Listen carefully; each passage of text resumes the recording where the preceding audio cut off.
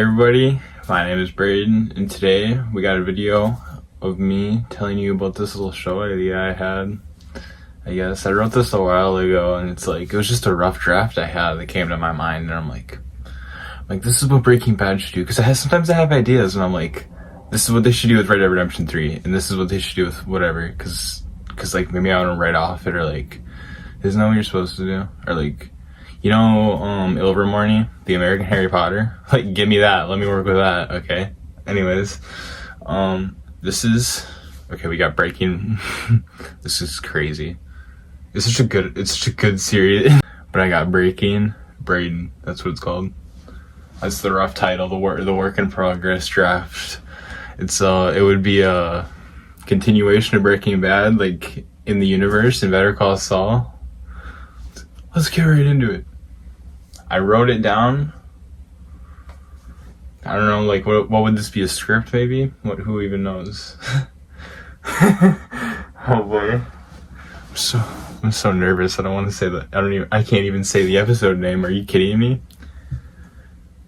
I can't bring why would I call it this? It doesn't even, it's this easy. A recipe. That's what I called it. Okay. The first episode starts with Brayden scrolling through the TV to find the show. He stumbles upon Heisenberg, a critically acclaimed documentary story about Walter White's life as a drug lord. A montage of Brayden buying supplies while eating fast food. Brayden tells Ethan about the idea. Ethan says no. How do we think it's going so far? Is that realistic? He saw a documentary, and then he's like, shit, Heisenberg? Walter White? He's so awesome. Yeah? He's like, I'm gonna go do that. Kind of like Breaking Bad. Why wouldn't, people don't try that? He's like, bro, let's do this. He's like, let's do Breaking Bad. Let's do it. What Walter White did. That teacher in Albuquerque. And then he's like, what the fuck? No. Why would it, because that's realistically, you'd never do that. Eating fast food, by the way, probably Hardee's. Would recommend, highly recommend. I love Hardee's. Okay. Agent Eric Caldwell. Now, this guy, in my mind, I imagine, here's actually a description. Oh, no, there isn't. I imagine him like Teddy from Snowfall, if you know that show. It's like Breaking Bad, but black with cocaine. Okay. Agent Eric Caldwell, an experienced DEA agent based in Duluth, as part of a surveillance operation targeting a local drug distributor. As he watches from an unmarked car, he notices one of his colleagues, Agent J. Miller, making a suspicious phone call. This raises his suspicions about potential corruption or illegal activities within the agency. Brayden and Ethan are at work. While working at Walmart or their lunch break. On their lunch break, Ethan is looking at eBay on his phone while seeing how expensive some of the stuff he'd like to buy is. He tells Brayden, wearily, he'll cook. Okay, I said it, man, but isn't that scene actually hard as hell if you think about it real quick? Scrolling on his phone, wearily, I'll cook. Damn, yeah. I thought that up. I remember thinking that up at one point. I don't know how, but Brayden and Ethan get their first batch cooked that night, but Brayden says it's bad. Says it needs to be cleaner, which means pure. Eric, I know. Eric decides to dig deeper into the matter, tailing Miller's car. Driven by his unwavering commitment to justice and the community he aims to protect, Brayden and Ethan cook a second batch, draining them of supplies, but this batch looks much better. Brayden and Ethan let a homeless man try the second. He isn't shit, but the high he has looks intense, ensuring Brayden and Ethan have a sellable product. Never do meth, never do bad drugs. Oh my god, this is horrible, and why would this guy do this? What a horrible person is what I'm trying to say. I mean, no. There's nothing wrong with him, but like, I don't even know. It would be Brayden and Ethan discuss how they're going to sell it and eventually not involving Jackson's uncle without telling Jackson. You gotta find connections and you know people, so you go through people, and sometimes you can't let them know. You know what I mean? Secrets, not lies. Eric follows Agent Miller to an alley where he watches as Miller is shot. Eric tried to save Miller from bleeding out, but it's too late. Damn. Said that like a fucking robot. Caldwell is scolded by his chief for not informing the rest of the DA with the phone call. So you get, I mean, that's kind of valid, you know what I mean? Maybe some of you were thinking that because I didn't really harp on it. Brayden and Ethan go to Uncle Jesse's where they show him both cooks 2 pounds. I guess it's like 1 7/8 or whatever. I don't even know how much it'd be because he gave some, you know what I mean? 1 to sell and 1 for himself. Jess keeps the worst batch for himself. Jess agrees hesitantly until he hears hook his own pound himself, then immediately, yes. Brayden, sorry if that's rude, but like, I'm sure it'll get clean. Brayden and Ethan clean up the lab and hide it. After a few days, Jess delivers 10,000, 5,000 each to Brayden and Ethan, along with some weed. Jackson comes home as Jess is leaving, raising suspicion. The episode ends with Brayden and Ethan setting up to cook batches 3 and 4. Guys, was that a crazy first episode or what? Okay, don't worry. There's 7 more. We're not even close to done's the thing. Episode 2, supply. Wait, should we talk about it? How did they make 10,000 of their second batch? Oh my god. Is that not what you make? Like as if? Just making a crazy amount. Brayden and Ethan need needs. Oh. Episode 2, supply and demand. Brayden and Ethan need an easier way to get products and place to store their near 10,000 in cash each. I say near 10,000 because they probably spent some of it by now. You know what I mean? It's been like a day or 2 since last episode. Agent Caldwell is investigating a drug deal related shootout, leaving multiple Lake Superior cartel members dead. Because they have that. Leaving the city without a prime meth distributor. Because that's how it works. Right? Brayden and Ethan decide to involve Devin in the business. They need a runner. That's what they call him. Like Badger. Someone to go get cook supplies. Devin reluctantly agrees for a sizable cut, but also pleads to be involved in the cook, and Brayden allows him to watch. Like I'm a group leader or some shit. Also, hey, I should just say this now, because I should have said it earlier, and I was going to say it at the end.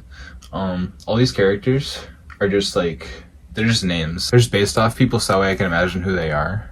And some of them are made up, like Agent Caldwell is completely made up, and then there's a lot of people are made up, but like most of the main characters, they're actually like based off people, but then they have personality traits that like vary pretty different. So it's like they're completely different characters that I just conjured up, but like it's as if the people I know are playing them as like actors, is how I see it, I guess. Ethan suggests getting a building so their basement house doesn't smell like cat piss anymore, because I guess that's what it smells like. Devin's dad spots him buying supplies. Devin is startled, especially since his dad lives in Minneapolis. After an obvious lie from Devin, they go their separate ways. Brayden goes to Jess's and gives him batches 3 and 4 to sell. Also asks if he can find a really shit house to buy for a lab. Eric is filling some reports. Eric is filing some reports where he is approached by a co-worker Jessica knew. Jessica says she knows Agent Miller wasn't working alone and they should tail his partner, Agent Johnson Carter. What a fucking creative name. Fucking bold, fucking wild, huge. Did I think about Johnson Carter? President ass shit. Okay. Devin and Ethan discuss payment, and Devin suggests they involve Jackson sooner than later, and Brayden and Ethan don't want to. Agent Caldwell and Agent New tail Agent Carter to a warehouse in Superior. Okay, hold on, let's take a little break. Wouldn't it be awesome if freaking Agent Johnson Carter became the president? I don't know. That could be something. It's like Prison Break type shit.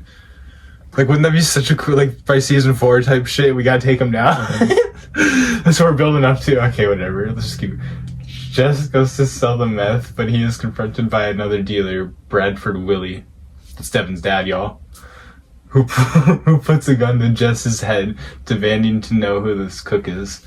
Brayden, Ethan, Devin, and Jackson are smoking some weed and joking, and when Bradford storms in with Jess and threatens them, scaring everyone, not Devin, as much as he's used to his father's behavior. I think I said that wrong. Bradford says they can't sell anymore as he scolds Devin. Brayden argues back, but Bradford threatens his life. Agent Caldwell and New watch as New pays some men and thanks them for eliminating Miller, who was about to spill on the operation. Brayden, Ethan, Devin, and Jackson and Jess all discuss Brayden and Ethan's business with each other. Jack is mad about not knowing. His uncle's being involved without him, and they're cooking and selling meth. Brayden says, that's super bad, guys. Don't ever do that. Like, this is just a show. It's like Breaking Bad, just to show like I'll get to it. Brayden says he doesn't want to stop, therefore Ethan and Devin don't want to stop. Later, I'm just kidding. And Devin assures his dad is bluffing, and as long as they sell to someone else, his dad wouldn't know. Episode 3. Okay, what do you think about episode 2, y'all? So I can also say what else is part of it, and I was gonna say this at the end also, because I forgot to put this in there. There would be like relationships with girls and stuff, and just showing like how to process your life, kind of like how Walter White did, and it'd be like Walter White but younger, kind of. It's more like a protege type shit, but like without a mentor. I don't even know. And it's like learning how to grow on your own and like have emotional maturity. That's what I was looking to say. Okay, episode 3, Breaking Bad Habits. Holy fire! Jesus, my room's aflame. Are you kidding me? Oh, it's actually not even that good. But like I just read it right now, and I like can't believe I had that. I thought about it. Agent Caldwell and Agent New show the chief a video they recorded of Agent Carter handing money over to the men that killed Agent Miller. Brayden and Ethan throw a party and get high with some of the money they made. The next morning, Jackson comes home with supplies Brayden told him to get, and then Brayden, Ethan, Jackson cook together, and without Devin to ensure Bradford doesn't find out. I fucking missed an and in there. Why am I mentioning it? Well, Agent Caldwell and Agent New watch as Agent Carter is arrested in the DEA of Duluth's office. So this takes place in Wisconsin and Minnesota, which is... I love that location. It's so nostalgic for me. That's why I located it there. Agent Miller comes home to find his very bland and slightly empty apartment. He makes himself a TV dinner and scrolls through a dating app, but closes out of it. I feel like that's supposed to say Caldwell. Is Miller dead? Yeah, I feel like it's supposed to say Caldwell. Who knows though? While chilling together, Devin notices a smell and accuses them of cooking without him, which they admit they did, and Devin gets mad. Brayden says they have some supplies left, and the four of them do their first cook together. While cooking, Devin drops a beaker and some chemicals spill onto the floor. Devin says it's fine, nobody should freak out, it was an accident, but Brayden is furious at Devin, yelling at him until he almost cries. But Devin just yells back at Brayden. Brayden and Ethan finish the cook, showing how good of a duo they are, and to show Devin and Jackson how to do it. Brayden, Ethan, Jack, and Devin discuss how they sell the 4 pounds they have. Jackson doesn't want to involve Jess because Jackson doesn't like that Jess is an addict. Brayden keeps asking Devin questions about his dad, but Devin doesn't want to involve his dad. Devin and Ethan think they should sell in the street. Jackson says they can ask Caden, Ethan's brother, also Brayden's cousin. No fucking shit. If you didn't know that, me and Ethan are cousins. For connects. For Brayden and Ethan say no immediately because Caden would never want to get involved with this kind of stuff, which is good. Never ever. It's super bad in real life. Agent Caldwell mentions to a colleague he's reading a report about a new white meth, some new Meth in the street. Brayden and Ethan's meth name in the progress, I'm thinking something like white stained glass or white flake. Just read it out. Jesus, this is a great idea. No, I mean, like, I don't know. What would you call it? Comment down below. DEA chief says it's time for Caldwell to get a new partner. Agent New. After a wake and bake, which Brayden does nearly every morning, as you should, Brayden gets in the group. Anyway, actually be careful because brain fog. Brayden gets the group, Jackson, Ethan, and Devin together to tell them they are going to set up a meeting with Devin's dad and asks to cook for him. Eventually, everyone reluctantly agrees. Brayden calls Bradford, and after some convincing, Bradford agrees to a meeting. Brayden, Jackson, Ethan, and Devin off to Minneapolis to meet Bradford. Bradford's house is very hood-like.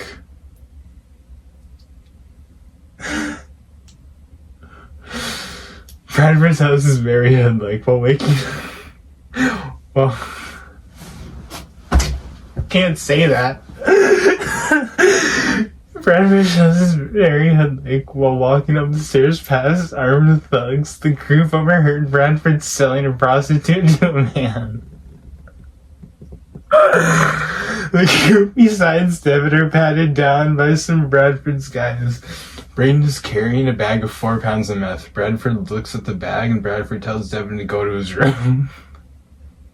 Devin is like, what? No. And then Devin goes to his room.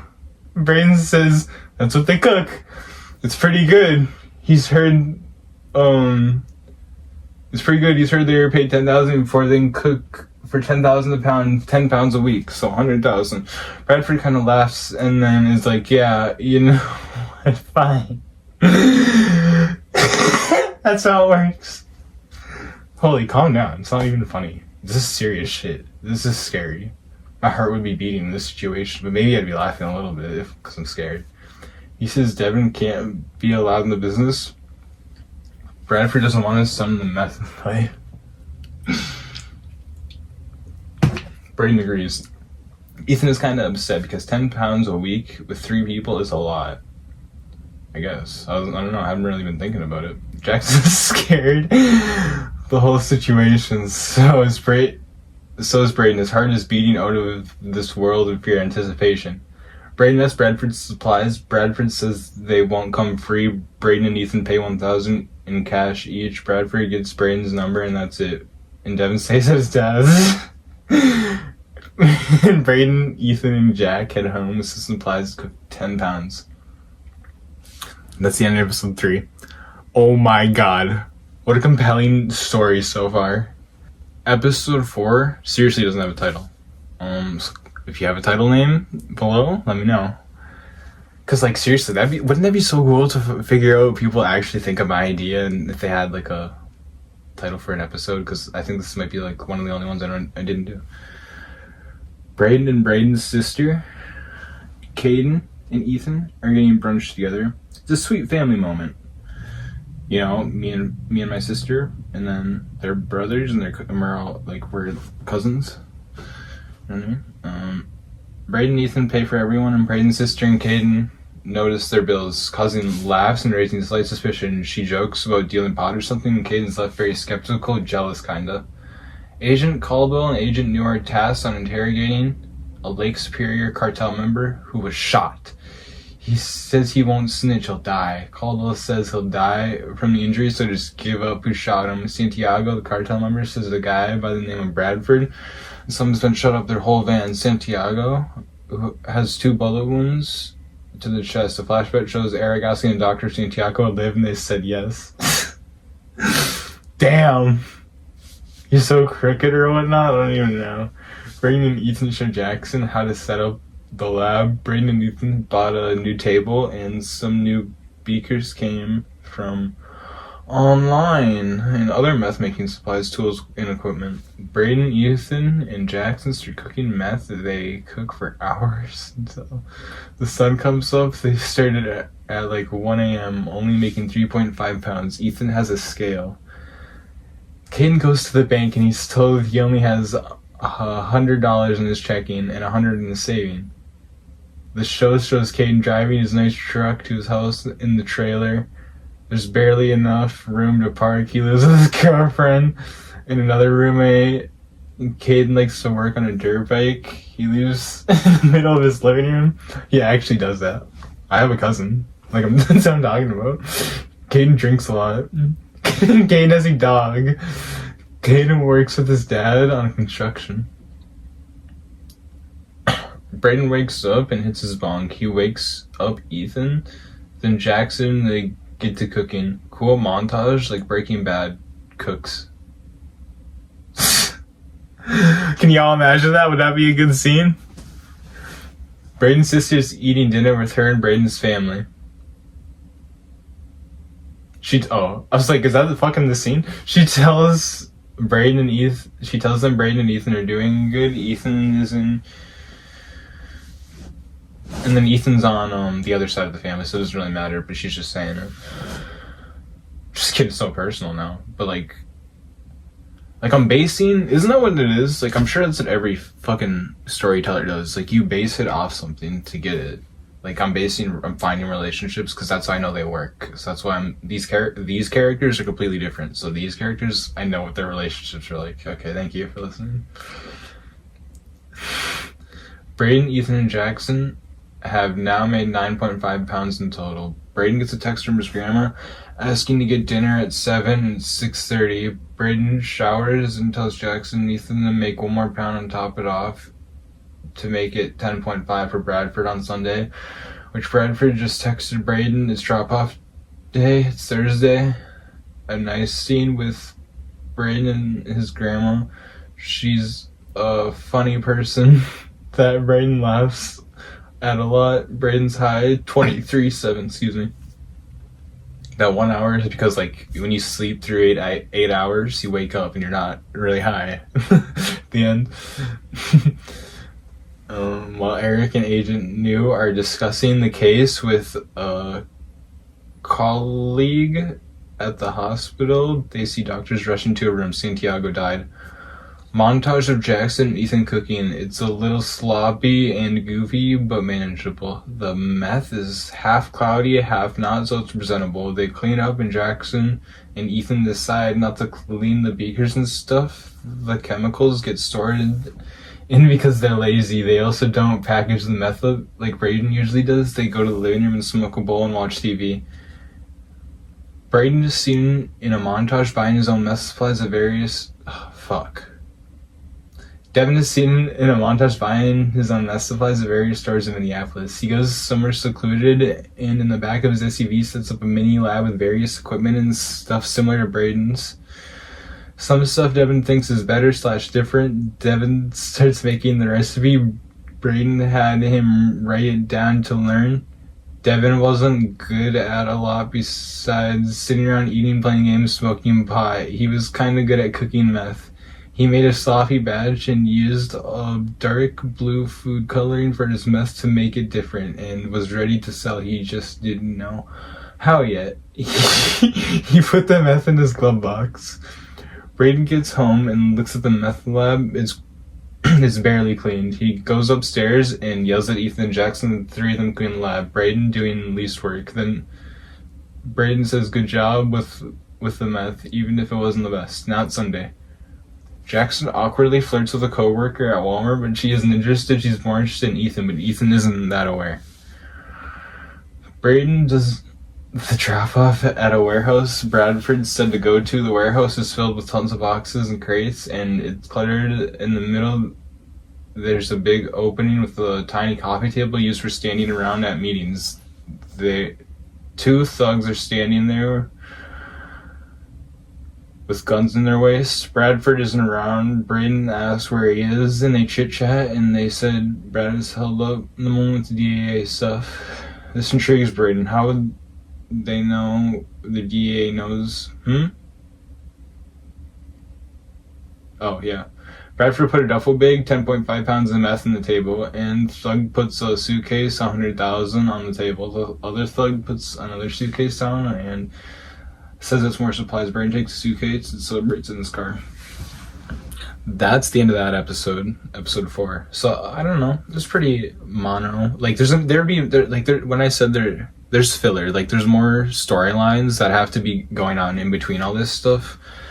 You know what I mean? Like all the Skylar White shit and all like Brayden would have like a love interest. I just don't know who it would be. Like other people like Ethan. As you can see, I started developing that. Ethan's love interest gets introduced here. Whatever that's going on. Which I don't even think I go deeper into that. But what I was trying to say with this intrigues Brayden. How would they know the DEA knows? Yeah, I don't know what I was writing there. Like I was kind of getting ahead of myself because what I mean is Brayden would be like, oh, whoa, he'd be more like scared because like, oh, they're with the DEA. But it's like Brad Pitt's not actually caught. It's just they have like insides is what I was trying to say. I don't know. Maybe I assume that though. Maybe that's how smart this character is because I'm not him. Like he's different because I wouldn't know how to make meth and I wouldn't be this smart chemistry wise. The other thing, and my friends wouldn't listen to me like this. Yeah. Okay. Episode 5, Santiago's brother. No title here either. Comment down below. Santiago's brother Hugo complains to the people Hugo is 40-ish and has gray sideburns and an eye patch. At Santiago's funeral, in a big spiel in Spanish about killing the guy who shot his brother and how unjust it is, Agent Caldwell's watching the crowd guilty. Devin meets with Jess and says they could sell this meth he made with 50-50 cut. 0.5 a pound. I don't know what that means. Jess agrees and they contact Jess' old dealer. Jess's old dealer's Hugo. Hugo screams at Devin in Spanish and Devin jumps and drops his meth. Hugo picks it up and then searches Devin and Jess. Hugo laughs and offers them a drink. He speaks English also, by the way. He says he'll buy it for $500 and Devin and Jess have to try it. Devin says $6.50! Exclamation point, question mark, and Hugo laughs and mumbles in Spanish and rubs his eye under his eye patch. You know, like, oh, this dude's a fucking psycho. That's what you gotta get the idea of people. He has like a knife in his hand, I bet. You can clearly see he had no eye there. He yells in Spanish and Devin trembles and shakes. He jumps a bit, then Hugo laughs at Devin. He hands Devin $500 and asks Snort or crack pipe with a laugh. Jesus fuck. I'm kinda like, wouldn't she be scared? Let me know. Brayden and Ethan are looking at a house buying website to find a place to cook. Brayden finds a nice cabin to buy in the country of Iron River for $25,000. They both agree to pay half and buy in Ethan's name. Jackson buys a new truck and give his car back to his parents. This is showing purchases with the $100,000, 33% each. They receive. Caden comes over and compliments the new truck, whoever's it is. Jackson doesn't really like Caden for no reason. Caden looks around, and as soon as he's about to enter the basement, Jackson stops him. Then Brayden comes out of his room to talk in time. Brayden says Ethan's checking out the cabin they bought. This brings up a bunch of questions by Caden that Brayden brushes off. Brayden shoos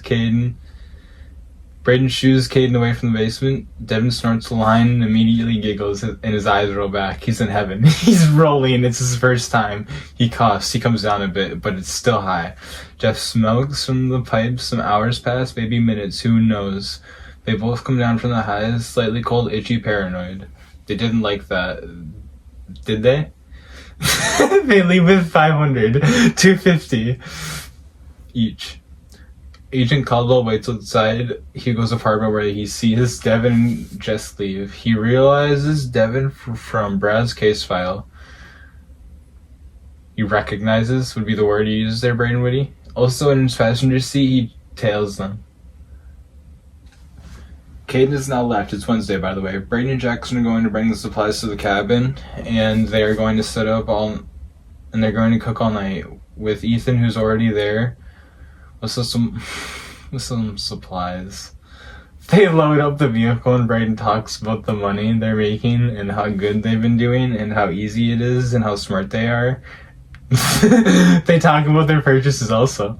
Devin drops off and drives away. Caldwell is still following him. Devin notices but isn't 100% sure. He's also really paranoid right now, to be honest. He's all over the place. Devin almost crashed into a wall and he's almost and almost into an oncoming car, but he's still being followed. He brake checks. Devin's freaking out and he grips the wheel. He's calm, he's fine, he's not being followed, but the car is still following him. Montage of Brayden, Ethan, and Jack cooking in their new setup is way safer and more open in the empty living room connected to an empty kitchen. So what I imagine, you could like search Iron River. It's like, I don't know, I think it's just country or whatever. It's like, or like a town. Anyways, I just imagine like a cabin and it'd be really open. It'd just be like a nice place to just go into, like an open place to go cook. But that's really bad. And like, it's just an idea. Like make some of the best batches yet and cook exactly 10 pounds. The montage is super hype and cool. They all contribute well. They're good cooks now. Ethan calls the meth white stuff once while they're on break, while some chemicals are brewing. And the name sticks to Brayden. He'll refer to that as now white stuff. I refer to it as white stuff from now on. Devin goes into, maybe that's the episode title. Devin goes to his house and he isn't followed anymore. Little does he know, Agent Caldwell is just far behind him. Devin parks outside Brayden, Ethan, and Jackson's house and falls asleep in the back seat. That's fucking weird. Why did I write that? I don't think he'd actually, that's just his character, I guess. Like, what the hell? Caldwell notes the address and goes home.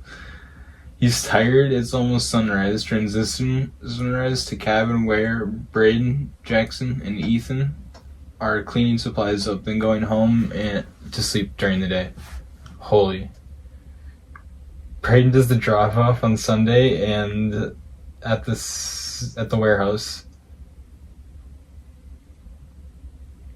Brayden does the drop off on Sunday at the warehouse, and Bradford is there with one guard. Him and Brayden have a chatty discussion. They're chill with each other. 2 briefcases are lying on the table. Brayden puts the meth in a briefcase from last week on the table and picks up the money and supplies briefcase and leaves. Brayden leaves the cases in the car and goes inside. Devin, Ethan, and Jack are home watching TV. Brayden sits in the new leather couch someone probably Ethan bought.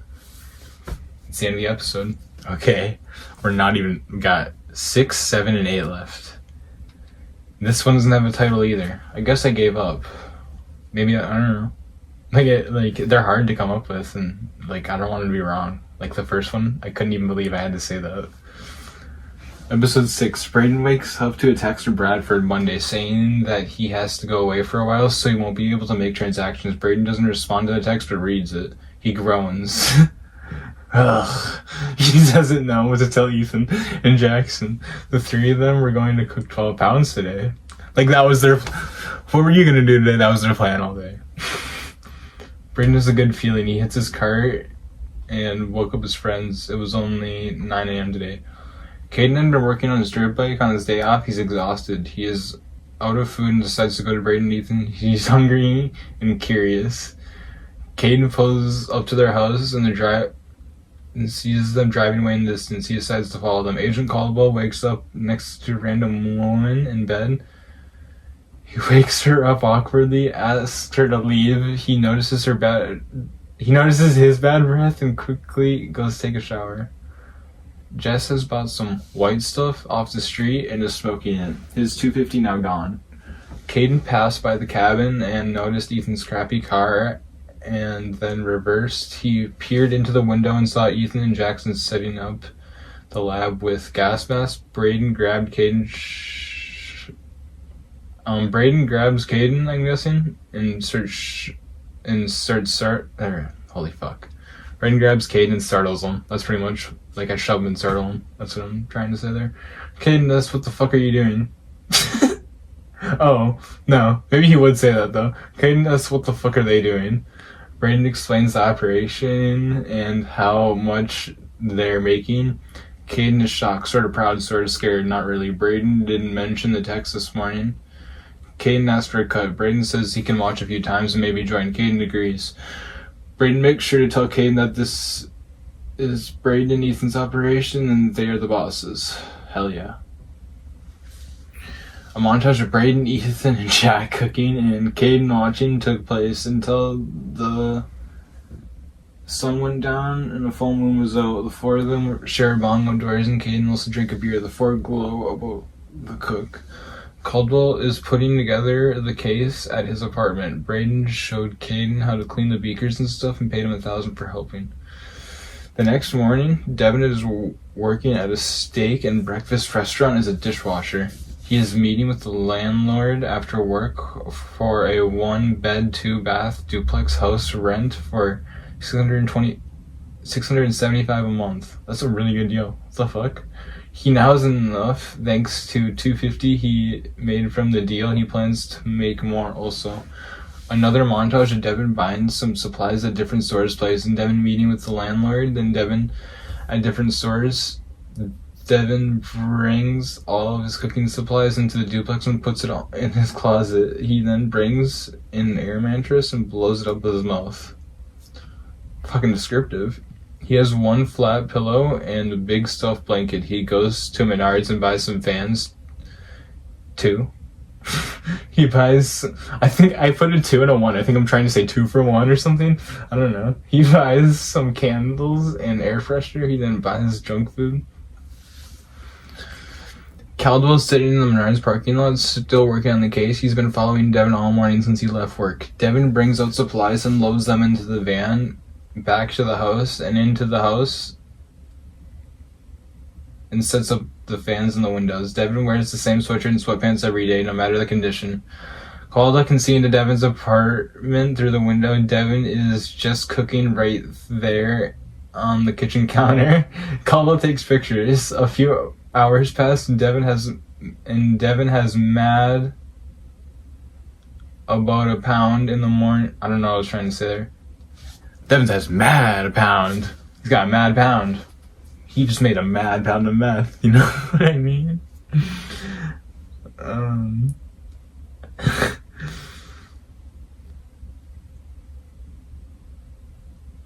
1,000. Easy, Devin says to himself. Devin does the best to clean and get rid of the smell and hide the evidence in hidden cabinets and Febreze the place. He goes to bed. Caldwell is gone by then. Brayden's parents and sister come to visit. Brayden's sister and him joke like usual. She makes fun of him for working at Walmart. She asks for some money, and he gives her 40. His dad... that ain't nothing. His dad is shocked by generosity. Brayden loves his sisters. I also have 2 little sisters, so this Brayden would also have 2 little sisters. This Brayden is not me. He's a different person. I promise.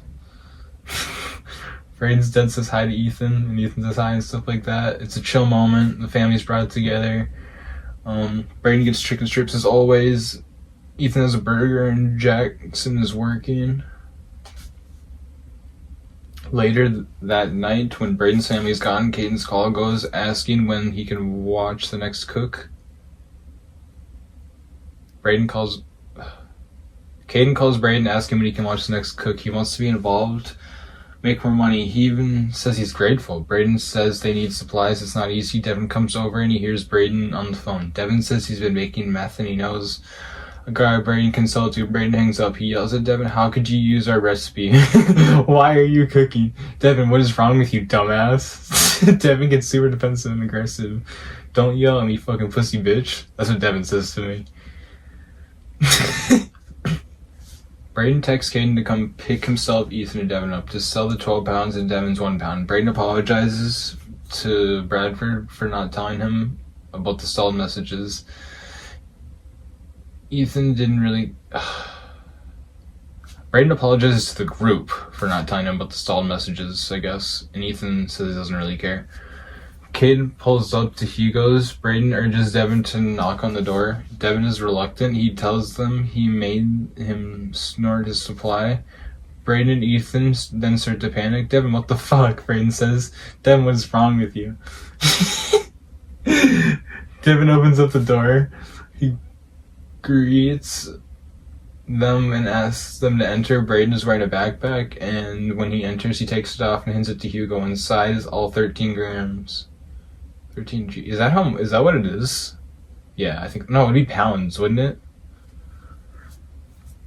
Whatever. Hugo says, some blue. What should we call the blue? He looks around for answers. Brayden and Ethan, even Caden, who's a little buzzed off a few beers, are terrified. Really? Devin is more than terrified. He's almost shitting his pants. Not really, but he's scared. And what is this? That white stuff everyone's been craving? I've had this, fuck, it's good, Hugo says. Yeah, white stuff, that's what we call it, says Brayden. Who's the cook? Is it of this you? All of this? Hugo asks. Maybe 3 seconds fast and he shouts answer. Kind of like Tuco, if you get the idea. Caden and Ethan jump, and Ethan shakes. I'm sure I would jump too. I don't know. Everybody would probably jump. Yes, I am. We are. Brayden says... When I say I'm probably jump, it's because I think I'm the actor. Like, I see us all right there.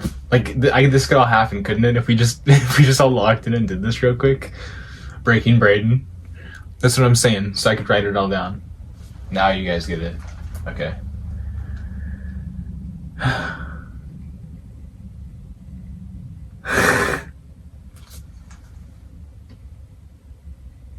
Try it, says Hugo. No, Brayden says. Hugo laughs, leans over and laughs hard, mumbles in Spanish and laughs and pouring wipes tears from his eyes, laughing so hard. He burps too. Not asking, telling my amigo. Hugo says, gritting his teeth. Fuck no. 13,000. I don't know who says that. Like, I didn't write somebody said. So I don't know, I would assume me, but I would not say that, you know what I mean? Maybe I would. Oh, wait. And then maybe I say this next. 12,750 Devin's meth is not worth 1,000. Brayden laughs. Oh, no. That was Hugo's response. 12,000. Okay. Fair, Brayden responds. Holds out his hand to shake. Hugo smirks out with respect and shakes Brayden's hand and hands Brayden the backpack. Who else take a bump? Nobody? Devin, I know you fucking love the thrillers. Hugo? No, says Ethan. No, think. Says Caden. I didn't say thanks. Hugo says he'll be right back. Run upstairs. He comes down with 12,750 and hands it to Brayden. Hugo rushes out the door right after, and they are happy to leave. Hugo rushes them out the door right after, and they're happy to leave. Hugo says he'll be in touch. In the car, the group talk about the experience, hyper from adrenaline and excitement and fear, I guess. Brayden gives Ethan 3,000, Caden 3,000, keep 3,000 for himself, and save 3,000 for Jackson, then gives 750 to Devin. Devin gets mad saying he showed Brayden the guy. He should get more. Brayden says, how about we're even, no more cooking, just a runner, and Devin agrees. Little did they know, Agent Caldwell was taking pictures from a safe distance of them entering and leaving Hugo's house. Sloppy as fuck. Because I'm in 7 episodes in now. Aren't you guys invested as fuck? Is this a good series? Imagine this, but with more drama, with more intensity, with more with literally more stuff happening. This isn't even the good parts in my opinion. This is just the best. Like, this isn't even the best. This is just like the rough idea. That's what's so good. I'm not done. I have one more episode left. Episode 8. No working title for the episode. Let me know down below if you have any ideas. If you think this is just funny, then that's fine, because it's a joke. But like, maybe it's like the best cinematic experience you ever experienced, not gonna lie. Or one of them. Kind of like Breaking Bad was, if you ever seen it. One of the best shows that I'd probably put it at number 1, or Euphoria's up there. But Breaking Bad's really good. So Snowfall is what this is also based off of. It's more like incorporation with. Episode 8. Agent Caldwell shows up to the warehouse where he travels through the wall of crates and boxes. He approaches the center where Brayden, Ethan, Jackson, Devin, and Caden were. Freeze, shouts Aiden Caldwell. This was it. These had to have been the cooks. Brayden yelled, "Don't shoot." Caldwell's pistol had a flashlight that blinded the group of 4. You know, like, I've been tracking Devin for a while. Knew something was up. Didn't know you guys were some secret chemistry genius. Caldwell explained. You're all gonna be in jail for a while, but maybe if you explain everything, your sentence will be reduced. Brayden's started pleading. He couldn't have done all of this for everything to fail like this, especially he offers Eric, he calls him Eric because he reads his badge. We could use your help. Some guy, Hugo, he's crazy. He wants us to chain us up and make us cook for him forever. I could pay you. I have a lot of money. We do. We can pay you. You can be our inside guy. Isn't that cool? We need you, and you get paid. We protect each other. A team. Brayden begs, and it works. Eric turns his flashlight off and aims it toward the air instead of Brayden. Some superior cartel members show up. Brayden and the group book it. Jackson runs off alone. Eric shoots the cartel members quickly before they can react. Jackson runs into a DEA agent, Agent Rooney. Jackson puts his hands in fear, ready to give up, turn himself in. He had nothing else to do. Then the wind picked up and the breeze really messed with Rooney's eyes, and Jackson started to run. His wallet dropped out of his pocket, and Jackson had no time to stop. Rooney picked up his wallet and studied it. That's the cliffhanger. That's it. I know how it goes, but that's how it ends. Just she picks it up and then Jackson would obviously stop and freeze, you'd assume, right? Because he's caught. Nothing he can do. His IDs and stuff in there. And also, I didn't write the first part of the episode, and I would think maybe it starts with this. I don't even know. Maybe it starts with the first part with Brayden pleading. Also, my speech would be better than that. This was just a rough draft. Well, you could see I knew how I wanted at the end. I wanted Caldwell to be on our team. It's like he was our inside guy. He was with us, and he's going to be with us throughout the show or more. This is just season 1. Imagine when we're going to get into more. Some other ideas I had are okay, in future seasons, Flynn from Breaking Bad's going to be like the antagonist. He's going to be like what Eric was supposed to be doing, being the good guy, kind of like I don't know, like Hank. He'd be like Hank, or and I don't even know. Maybe he switches. What would he do? I haven't wrote it yet. I haven't thought about it that much. But Flynn, if he was now a DEA agent and he was because he wants to take down what his father is doing, meth dealers, and maybe he goes after me now. He's he comes from Albuquerque to Superior or whatever. And then maybe Jesse from Alaska has to show up, some stuff going on. But another thing, around this time in real life, right now, 2025, Holly from Breaking Bad would be 16. So maybe if this isn't me, we adapt this story to her. Otherwise, I think would be even cooler. This happens, Breaking Brayden happens, and then Holly's story comes up. And she intersects with my story in a few years, because I'll have 4 seasons after this. Or 4 in total is the first one. And Holly would have her own show going on. I've already thought about it in my own way. And then I don't know, maybe Flynn's part of her show instead, but I want him to be part of mine too. And then Holly would come in, and then she'd be her own meth dealer. And then she'd be maybe we have to work together. It'd be a cinematic universe, Endgame type shit. I hope everybody enjoyed watching. Let me know what you think of it. Thanks for watching. Okay, so I made that a while ago. And now I want to reestablish some stuff. I want to talk about a lot of the characters. And I want to say that if I could write it differently right now, I would. But, I don't know. It's not the point. So I'm going to go through each character to start with. That's the best I can do. And then kind of talk about the plot again. So let's see, first, let's talk about my character, Brayden. Usually I always make my last time and stuff white, but I don't think it would be that in this, because or that'd be cool parallel, just separately having the same last name. But pretty much my character, he sees Walter White and he's like, whoa, he did it. Why don't we do it? And then, how would you describe him? Idealistic? I don't know why I'm struggling to describe myself, I know. Okay, I'm intense, emotionally intelligent, funny. Okay, I think lastly, I have to write in a reason why people should root for your character. Here's what they did great with Walter in the first episode. They show that he's a family man right away, that he made that tape for his family. He's I did this all for you. And they go throughout the episode, they show his job and how he's kind of he really doesn't deserve this. I mean, he's just a good, smart man who has a bad life. And it's what can he do in the situation? Which, I mean, there are pathways, honestly, that he could have done. He could have invested or became a content creator, you know what I mean? You don't need to go and turn to creating methamphetamine. But he did that, and it's like you feel for him.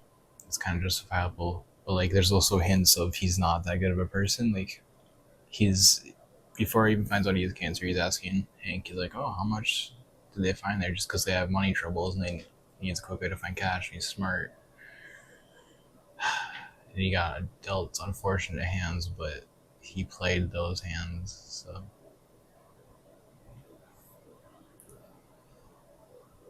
why would people want to root for your character? I think because like kind of like what is your character doing? He's just really ambitious, idealistic. Like I said, like he's this dropout, whether what it's written in the show as high school or college. Then like everybody wants to make money, right? But it's not like that's what he lives for. It's not like he cares for it at all. But it's just what he needs to get certain stuff. And then it was his passion, his dream. I could probably project it the same as I do mine, like being an actor or a movie star. That's what I do in Spider-Man. I make it mine. But it could just be anything, really. Like it could just be having fun, experiencing. That's just what he wants to do. So you have to write that out good. You have to make him like this passionate person that like you actually care for. Like he he really does just want to live and just help all these people out that are in his life and just have fun and just love each other and do good and be good. A visionary, someone who dreams big.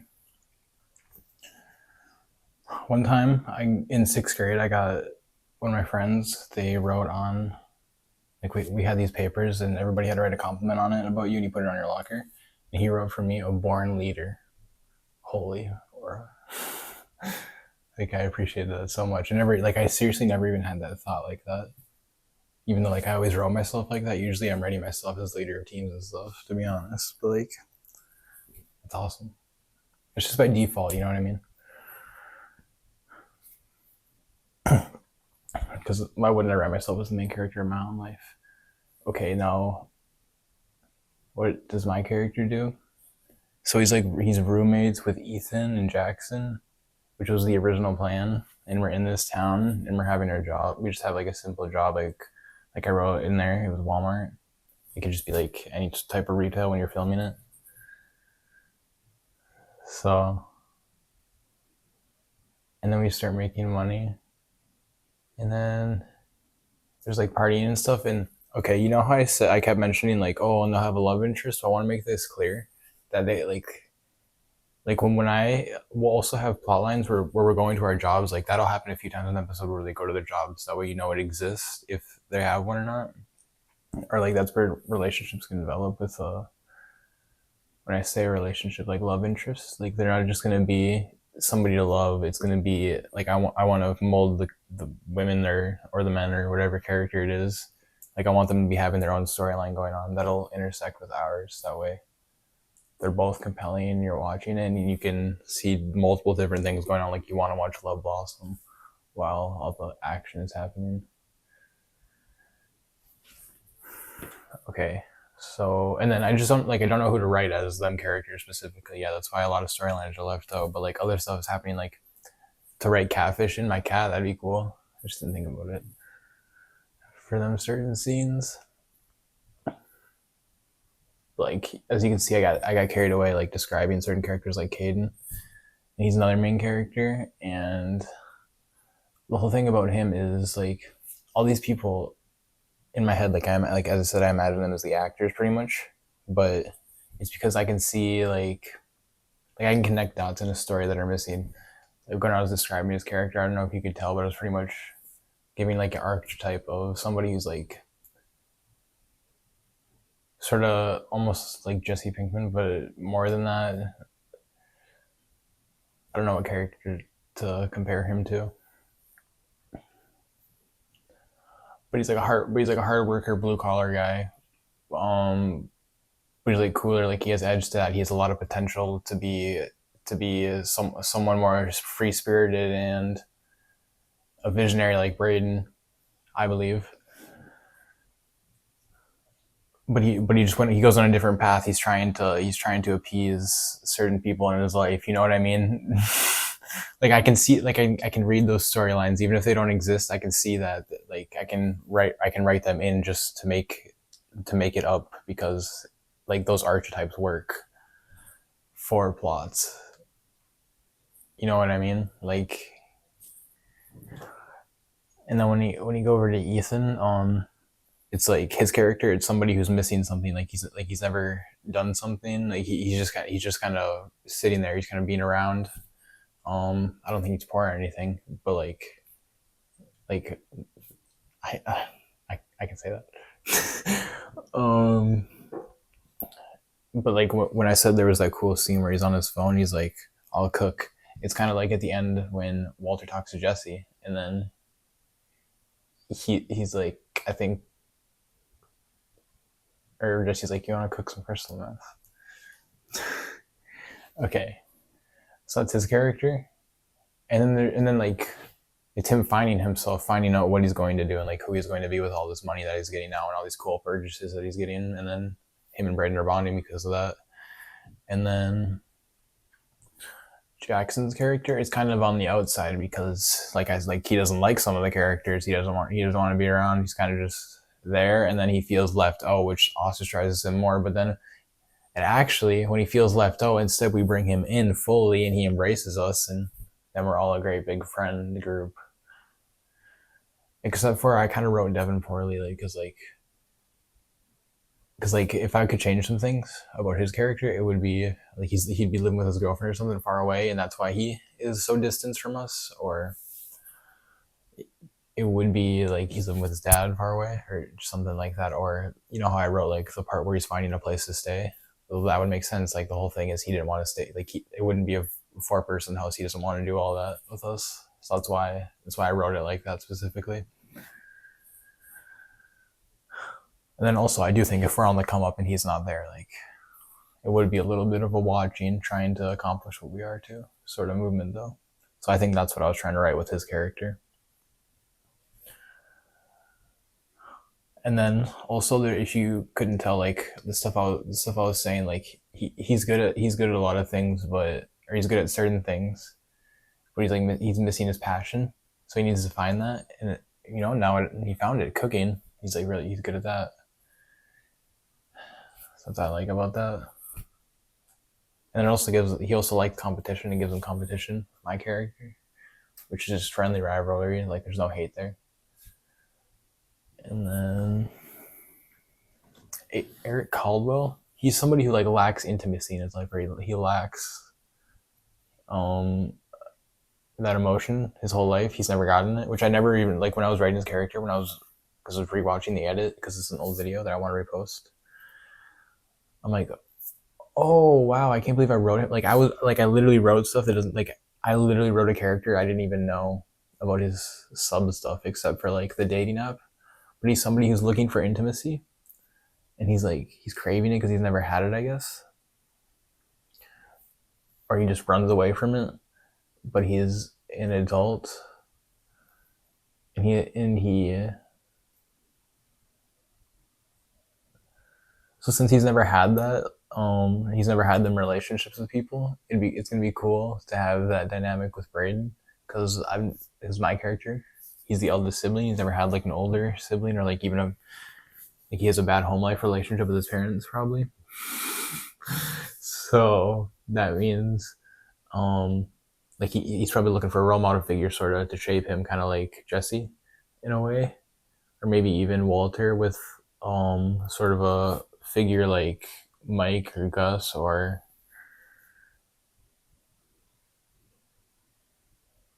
Saul, and then also kind of like Franklin Saint with Teddy, which is the main relationship. That's kind of like, I mean, it's pretty much just a copy of that, but different with the sort of a DA aspect that I kind of see in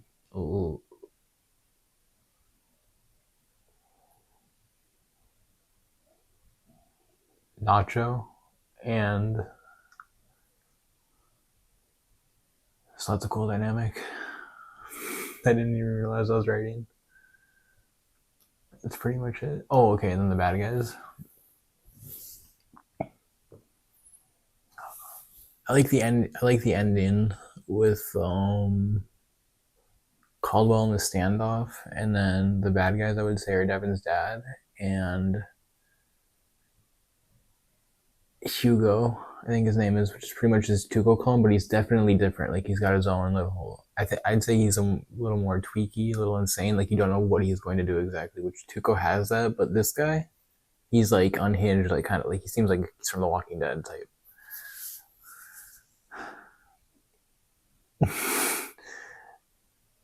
The way he can peer pressure you.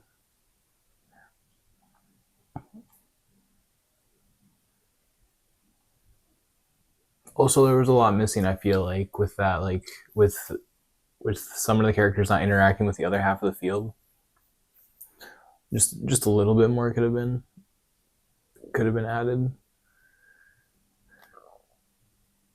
Same with more like soft scenes I could have wrote in, but like I just subconsciously think them, and also I wrote that quickly. But like what I mean by that is just eating fast food and stuff, and just chattering, and just having the characters go closer in ways.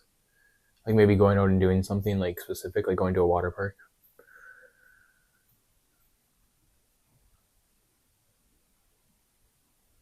Or I could have wrote like in a specific emotional scene, but like I said, I didn't have a love interest planned out. Now I can kind of fantasize one, or I can like I would rewrite Breaking Brayden right now and probably make it way better with it, but like the same general idea and characters.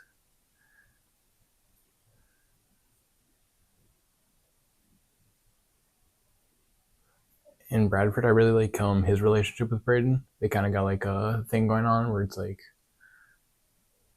um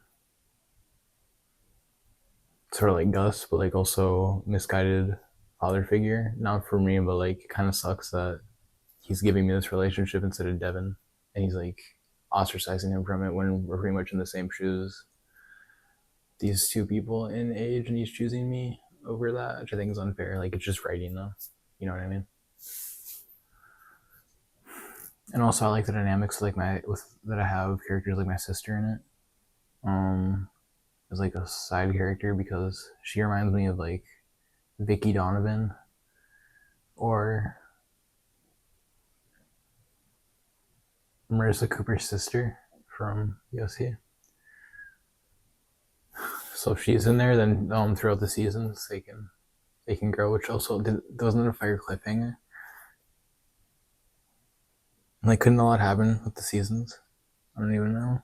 With Ortho Thigh, and then I don't know if I expanded on this, but like since it's in the same universe as Breaking Bad and stuff, like Jesse and Holly exist. You know what I mean? So that means, and they would be around the same age as the characters now, so they could interact possibly. Crazy. And then I think you can even make Flynn a DEA agent. Okay. Let me know what you think. Good night. Thanks for watching.